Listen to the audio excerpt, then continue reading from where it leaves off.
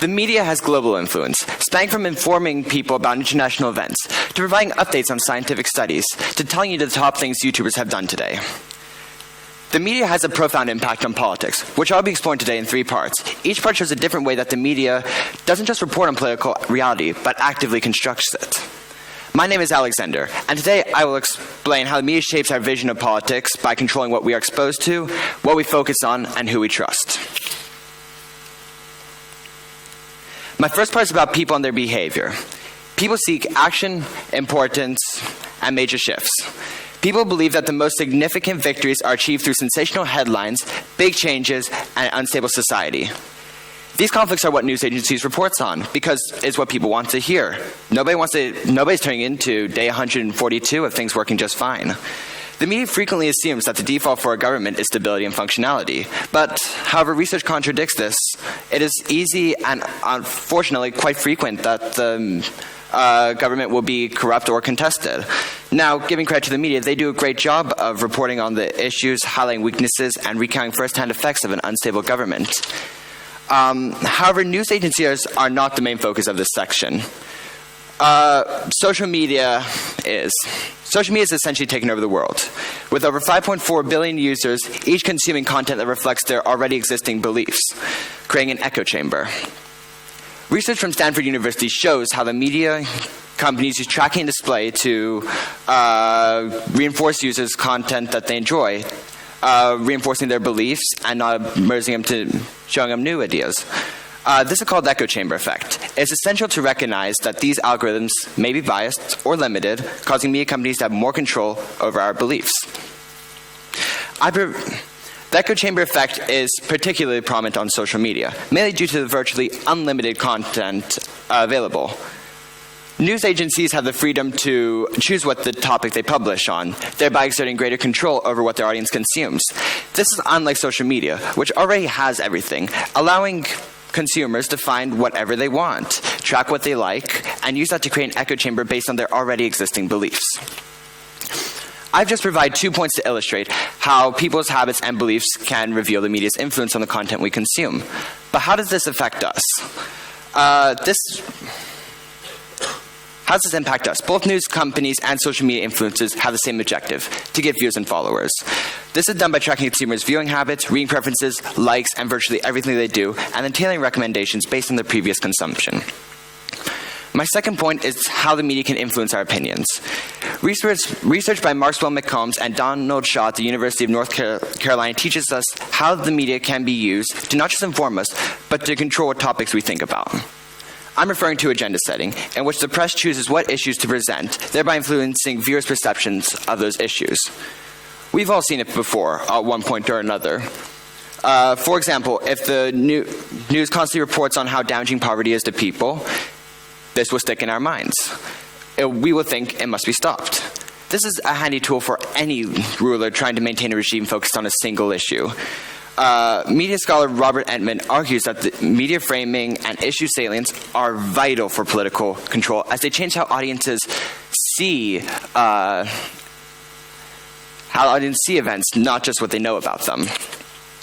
We can see agenda setting used by many in power, and understanding these tactics can empower you to recognize how the media can influence your perception and priorities.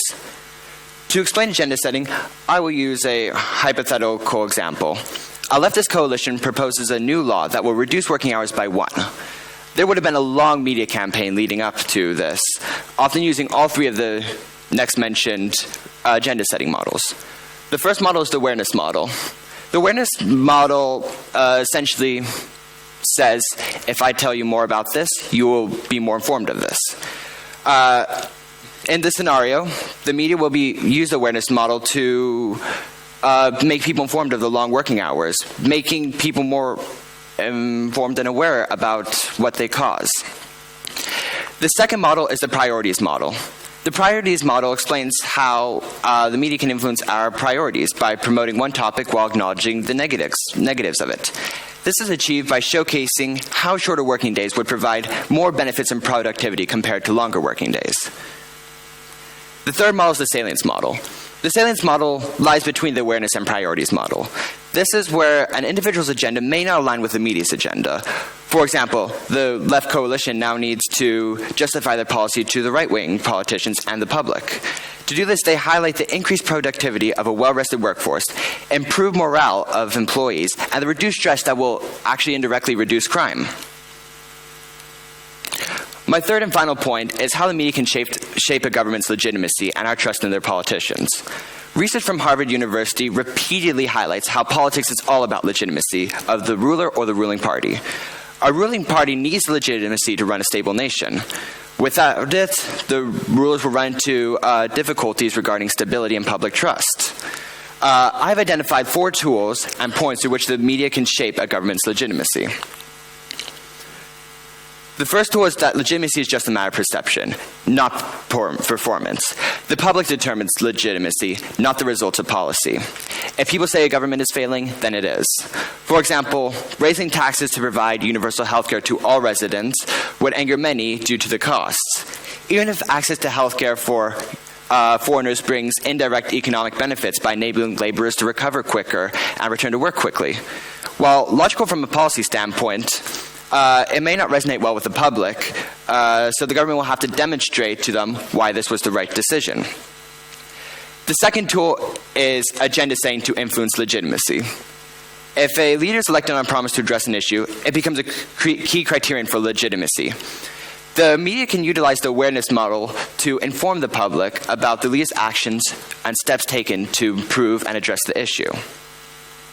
The third tool is how the media may frame a weakness into a strength.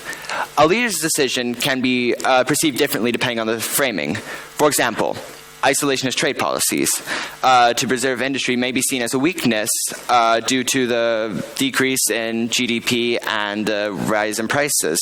However, they do offer advantages like growth in domestic industry and greater control over goods. Supportive media will highlight those negatives, while critical media will highlight the negatives of the isolationist trade policies. The fourth tool is the international media. Other nations treat a regime based on how it is reported internationally. If a nation is labeled corrupt or legitimate, relationships between 2 nations will deteriorate through diplomatic exclusion or reduced trades.